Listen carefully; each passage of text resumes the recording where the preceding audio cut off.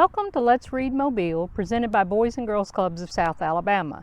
I'm Miss Rosa, and I'd like to read you a new story tonight, Jayden's Impossible Garden by Melina Mangal.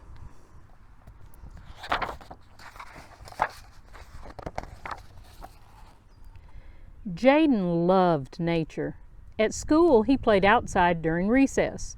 On field trips, he pretended to be a scientist, collecting acorns, stones, and twigs. In Jayden's favorite books, kids played in tree houses or climbed rocks. But after school, Jayden had to stay inside. "There's no nature here in the middle of the city," Mama said. Jayden knew there was. On his way home, he watched squirrels scrounge for snacks. He listened to the calls of cardinals. He felt fat, furry snowflakes as they fell from the sky and landed on his face. A wheelchair van lowered Mr. Curtis onto the sidewalk in front of Jayden's building each afternoon. He would inch forward and stop, then look around, from the sky to the ground. He'd close his eyes to breathe in the cold, fresh air before wheeling in. Jayden wondered if Mr. Curtis wanted to be outside as much as he did. Every day, Jayden walked very slowly so he would be there just as the wheelchair van pulled up. He opened the building door wide and waited as Mr. Curtis wheeled inside. "Thank you, Jayden," said Mr. Curtis. Mr. Curtis was outside one day as Jayden walked up. "What are you looking at?" Jayden asked. "That crocus," Mr. Curtis said. "How'd it get there?" Jayden asked with awe. "Magic," Mr. Curtis winked. "Spring is here." Jayden smiled, wanting to stay. Then his shoulders slumped. "I have to go inside. Mama says there's nothing to do out here." "My daughter says that too," Mr. Curtis nodded. "But I just wanted to be out all day." "Can I go outside with Mr. Curtis?" Jayden asked Mama. "He loves nature too." "What a kind idea," Mama said. "But Jayden, there's no nature here in the middle of the city." From then on, Jayden and Mr. Curtis met every day after school. Mr. Curtis told stories of his childhood adventures in Mississippi. Jayden shared facts he'd found in animal books. They compared nature collections. They searched for thrills. They built towers from old boxes, stones, and bricks. "This is our secret fort," Jayden said. They planted mystery seeds in old containers. "This is our magical garden," Mr. Curtis said. One day, Jayden tried to share the secret. "Mama, here's the magical secret fort garden I made with Mr. Curtis." "These old buckets and boxes?" Mama shook her head. "Jayden, honey, I'm glad you and Mr. Curtis are enjoying time together, but there's no nature here in the middle of the city."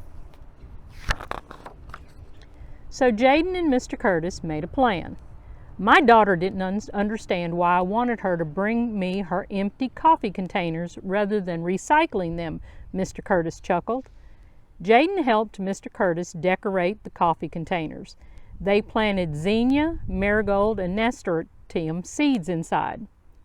"Mama said I shouldn't keep trash," Jayden said, smiling, "so I told her I was recycling this milk jug." Mr. Curtis helped Jayden cut holes in the middle of the jug and attached a string to the top.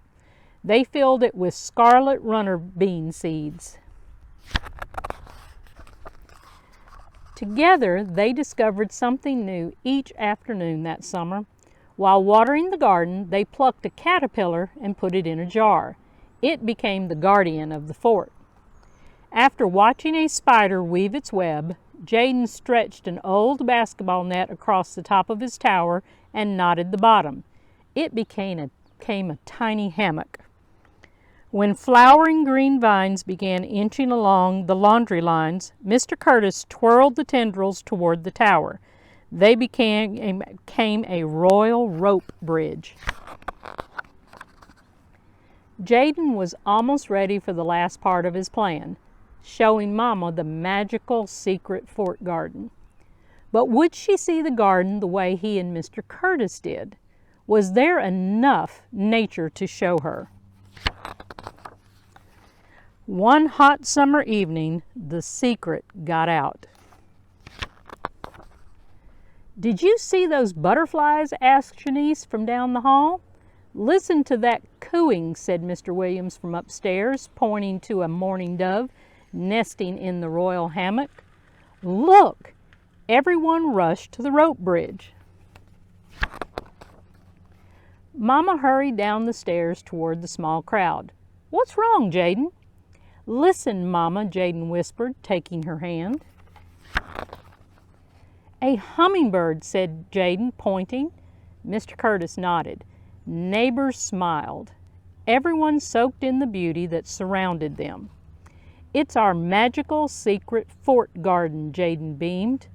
This time, Mama saw what Jayden saw. The magic of nature was all around them, right there in the middle of the city. Thank you for joining us tonight. I hope that sometime that you make a magical garden near you. Don't forget to watch us next time, and until then, let's read, Mobile.